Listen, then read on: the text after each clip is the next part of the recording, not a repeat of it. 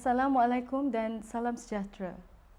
Para pendidik dan penonton sekalian, bersama-sama dengan saya pada hari ini ialah seorang tokoh pendidik iaitu Encik Muhammad Dahlan bin Muhammad Ramli, pendidik yang akan berbicara tentang tajuk kemahiran berfikir dalam pemahaman karangan. Apa khabar Encik Dahlan? Kabar baik. Tajuk perbincangan kita pada hari ini ialah kemahiran berfikir dalam pemahaman karangan. Jadi sebagai permulaan mungkin Cik Dahlan dapat menerangkan bagaimanakah lazimnya guru memberikan latihan kepada muridnya untuk memahami karangan pada masa sekarang. Secara lazimnya murid-murid digalakkan menjawab soalan-soalan pemahaman di bahagian akhir karangan tersebut. Nampaknya cara ini pengajaran hanya berlaku secara satu hala kerana murid hanya digalakkan menjawab soalan itu secara bersendirian. Cara ini pun baik juga. Namun demikian, kita harus mengambil kira bagaimana proses mengemukakan soalan itu berlaku supaya dengan ini kita dapat membantu murid-murid memahami karangan tersebut.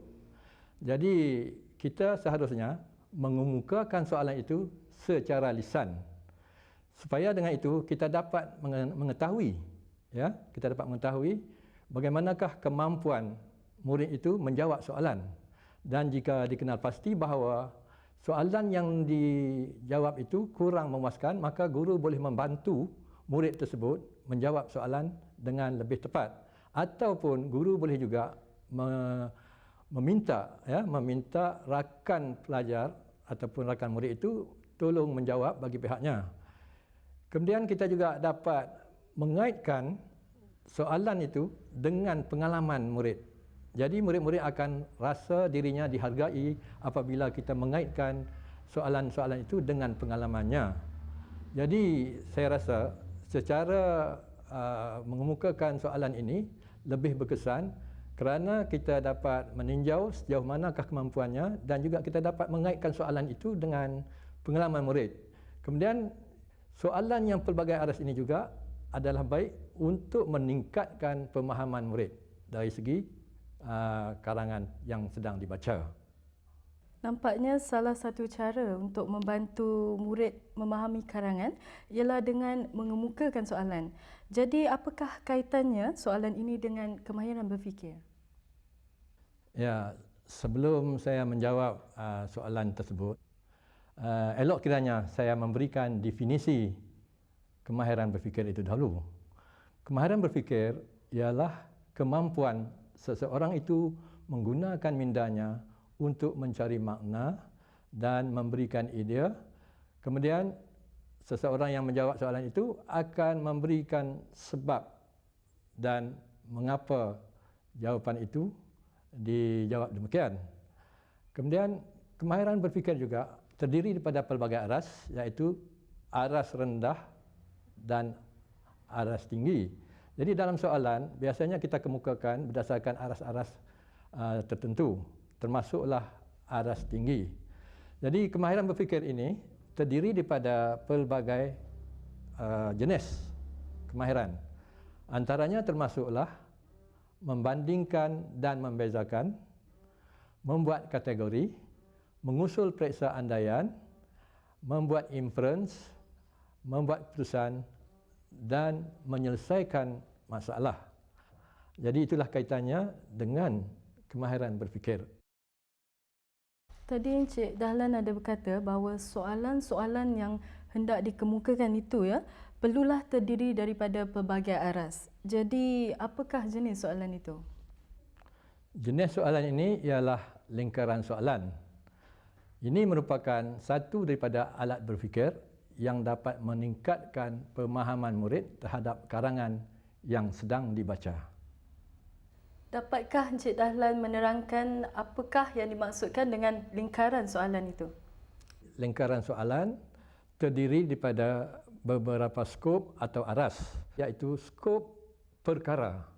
Apabila kita sebut perkara, bermakna perkara yang sedang dibaca ataupun dibincangkan oleh murid.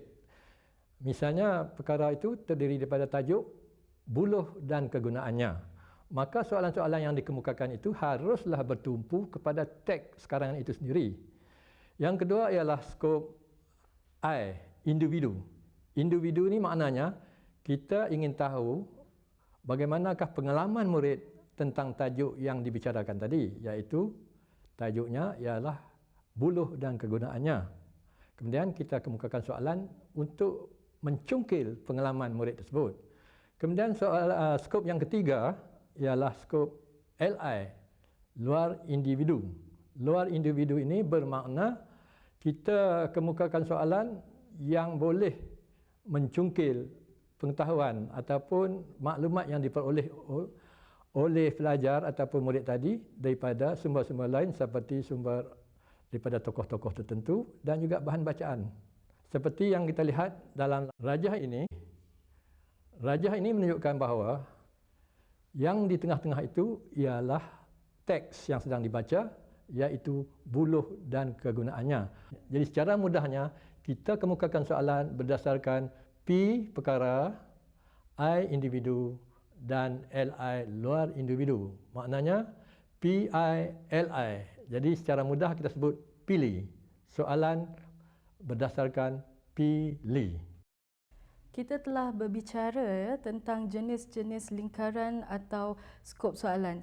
Jadi Encik Dahlan, bolehkah Encik jelaskan langkah-langkah pengajaran dan pembelajaran untuk menggunakan lingkaran soalan ini? Cara menjalankan kaedah ini ialah guru perlu menyediakan bahan.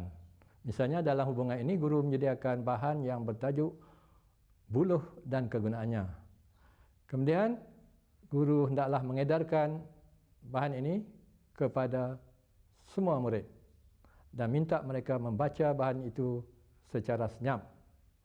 Kemudian guru bolehlah menyoal soalan lingkaran ini berdasarkan skop yang telah kita bincangkan tadi, iaitu kita kemukakan soalan berdasarkan P itu bermaksud perkara yang terdapat dalam teks.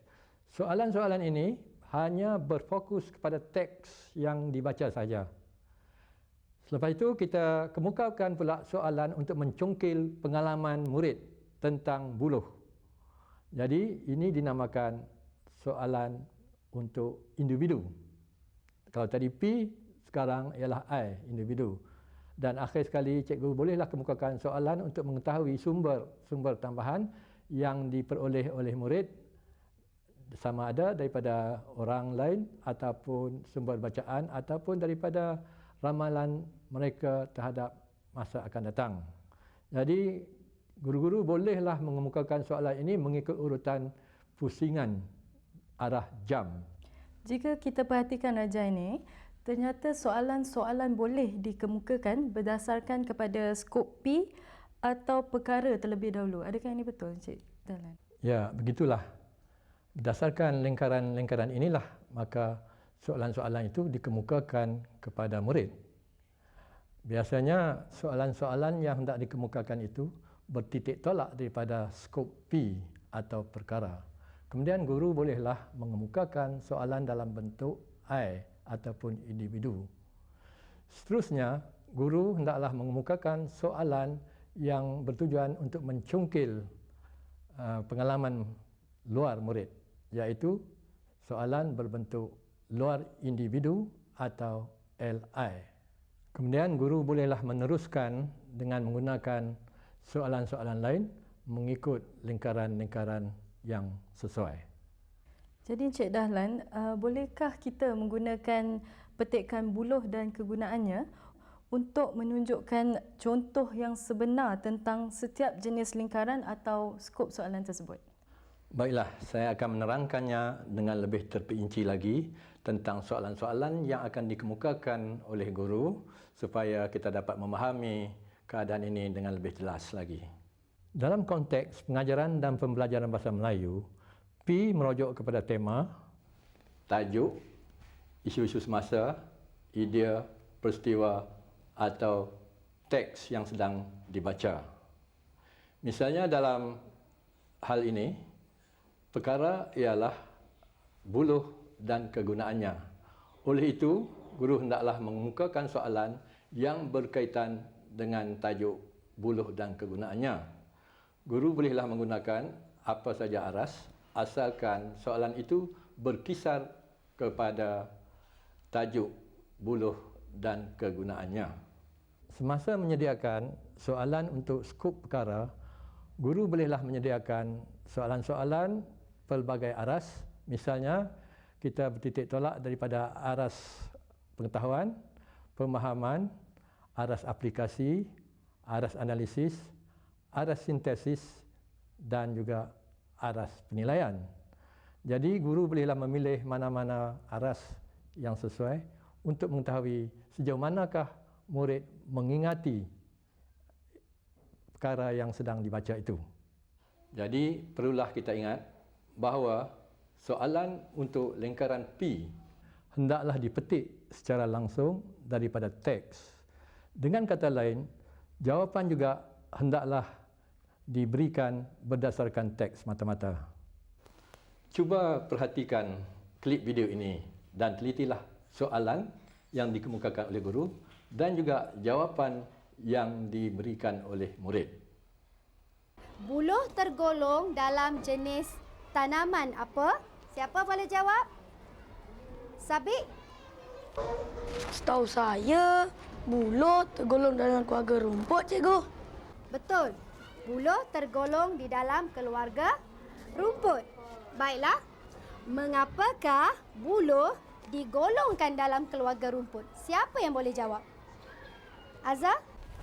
Buluh digolongkan ke dalam keluarga rumput kerana daunnya menyerupai rumput, cikgu. Betul. Sebab buluh daunnya menyerupai rumput. Betul. Okey. Baiklah. Seterusnya cikgu nak tanya kamu semua, apakah kegunaan buluh sebagaimana terdapat dalam karangan yang awak baca? Siapa boleh jawab? Daniel?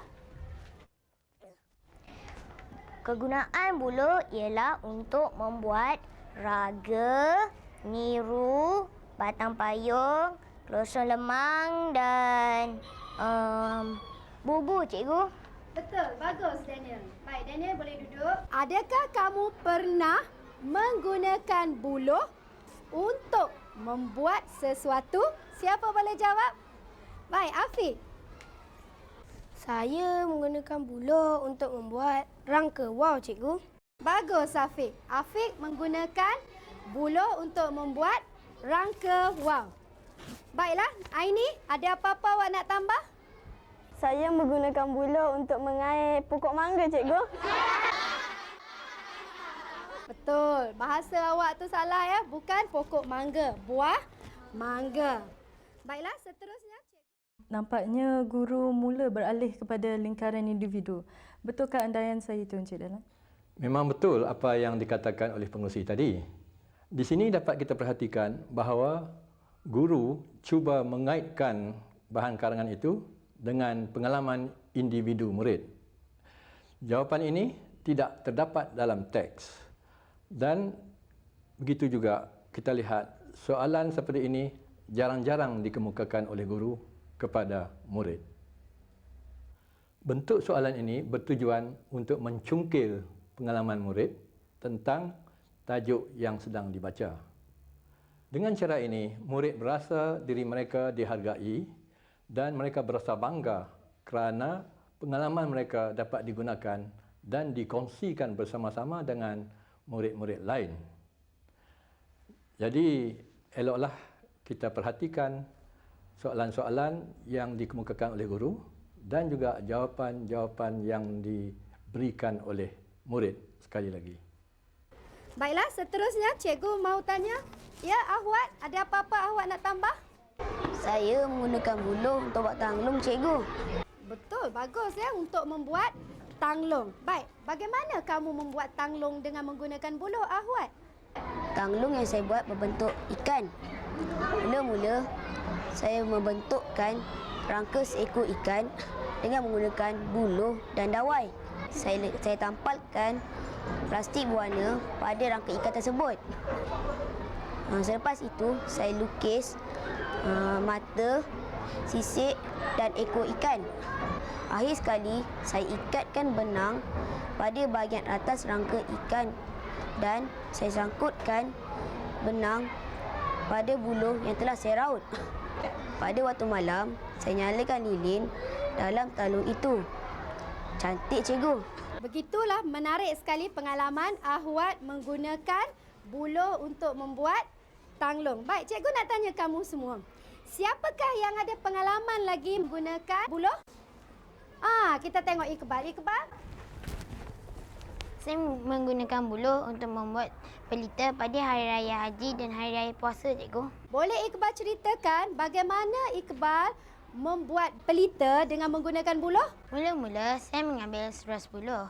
Kemudian, saya menebuk lubang besar di tengah-tengah buluh itu.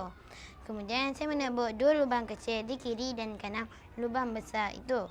Selepas itu, saya memasukkan semua pelita ke dalam lubang kecil yang saya tebuk tadi. Selepas itu, saya menuangkan minyak tanah ke dalam lubang besar itu. Saya menutupnya dengan gabus. Akhir sekali, saya pun meletakkannya di atas tiang kecil. Pada waktu malam, saya pun menyalakan pelita itu.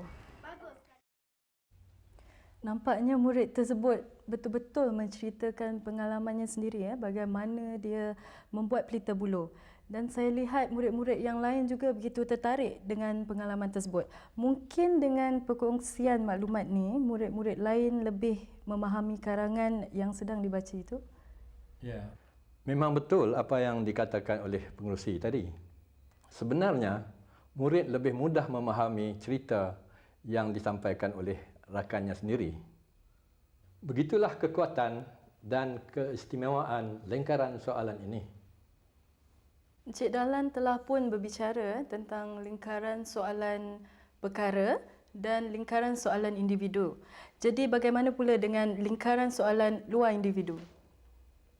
Soalan luar individu ini merujuk kepada soalan yang dikemukakan di luar skop individu.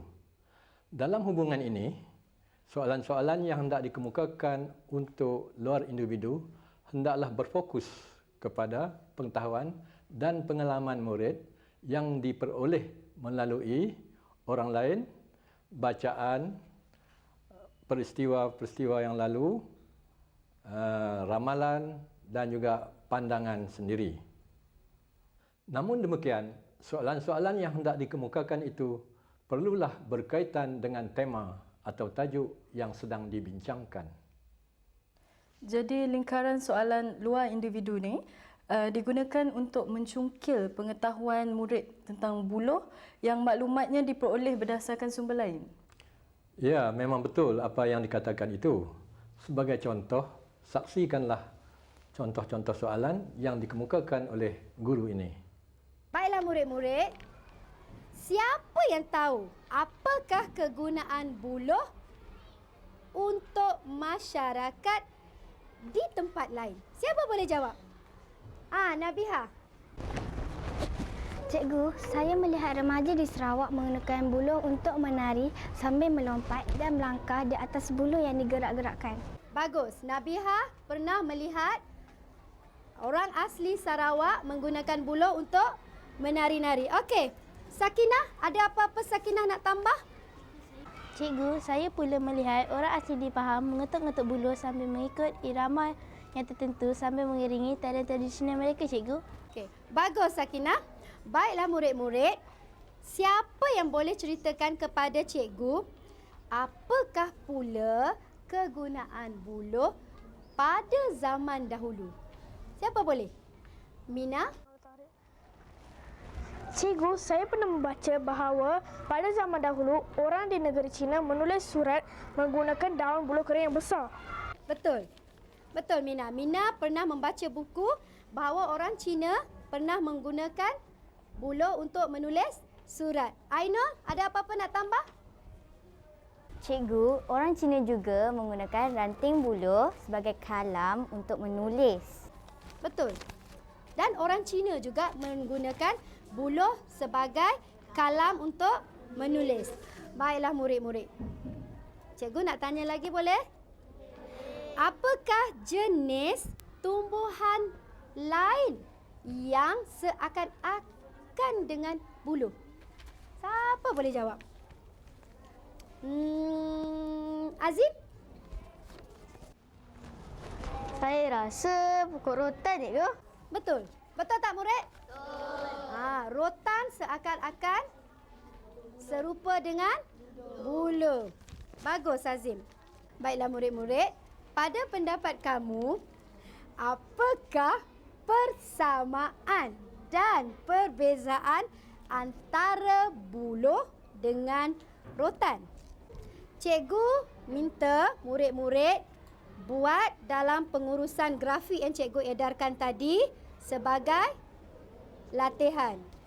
Mula-mula kita tengok persamaan dia dulu. Siapa yang boleh beritahu cikgu persamaan antara buluh dengan rotan? Siapa boleh? Baik, Izni. Dari segi persamaannya, kedua-duanya tumbuh liar dan hutan, cikgu. Betul, Izni. Kedua-dua tumbuhan tu adalah tumbuh liar di hutan. Baik, Haikal, ada apa-apa Haikal nak beritahu cikgu? Kalau tak silap saya, cikgu, kedua-duanya ada buku dan ruas. Betul.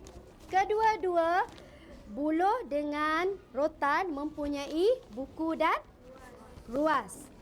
Jadi dapatlah kita buat kesimpulan persamaan dua jenis tumbuhan. Kedua-duanya tumbuh liar di hutan dan kedua-duanya mempunyai buku dan ruas. Baiklah murid-murid sekalian, sekarang kita meneliti perbezaan antara buluh dengan rotan. Siapa yang boleh beritahu cikgu? Apakah perbezaan kedua-dua tumbuhan ini? Siapa boleh? Wan? Dari segi ketupatannya, buluh lompang, manakala rotan tumpat dan padat. Betul Wan, bagus. Buluh lompang dan rotan tumpat. Okey. Bahiyah, ada apa-apa Bahiyah nak beritahu lagi perbezaan?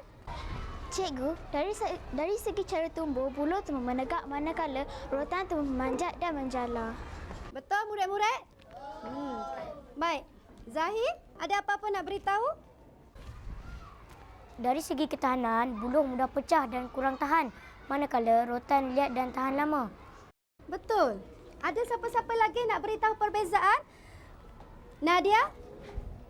Dari segi harganya, rotan lebih mahal pada buluh, cikgu. Betul murid-murid? Rotan lebih mahal daripada buluh. Afiq? Dari segi kegunaan pula, pokok buluh tidak dapat digunakan untuk mengikat sesuatu, cikgu. Tetapi pokok rotan boleh digunakan untuk mengikat benda. Bagus Afiq. Baiklah, sekarang kita telah melihat perbezaan antara buluh dengan rotan.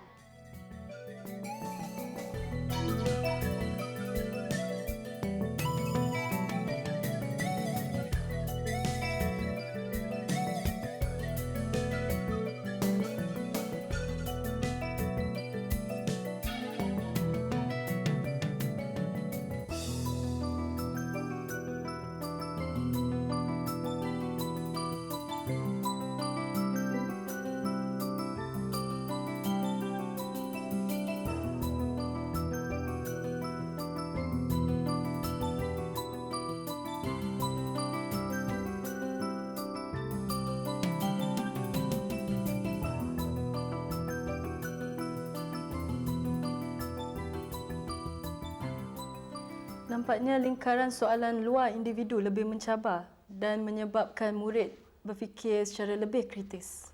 Ya, memang betul apa yang diperkatakan itu. Lingkaran soalan P lebih menekankan pengetahuan dan ingatan pelajar tentang subjek yang dibaca. Lingkaran I lebih menumpukan kepada tujuan untuk mencungkil pemahaman murid terhadap perkara yang sedang dibaca.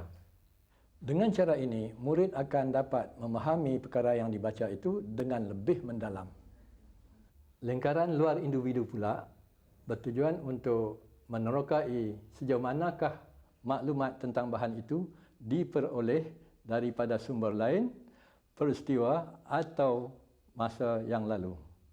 Dalam lingkaran soalan luar individu juga, dapat kita kemukakan soalan yang memerlukan murid memberikan pendapat dan juga pandangannya.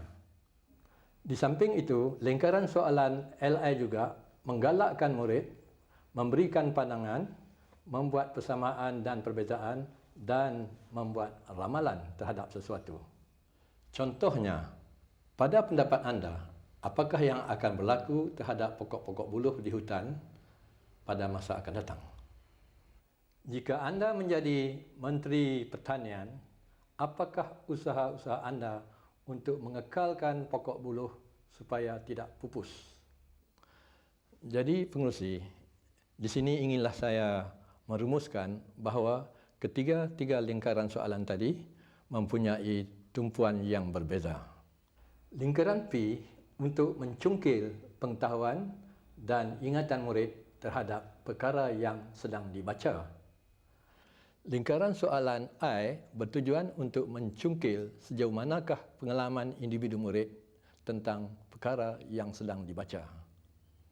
Lingkaran soalan LI pula digunakan untuk mencungkil pengalaman yang diperoleh luar daripada diri murid, iaitu sama ada daripada orang lain, peristiwa atau masa yang lalu. Di samping itu, lingkaran soalan ini juga menggalakkan murid untuk memberikan pandangannya, membuat perbandingan dan membuat ramalan terhadap perkara yang akan berlaku pada masa akan datang.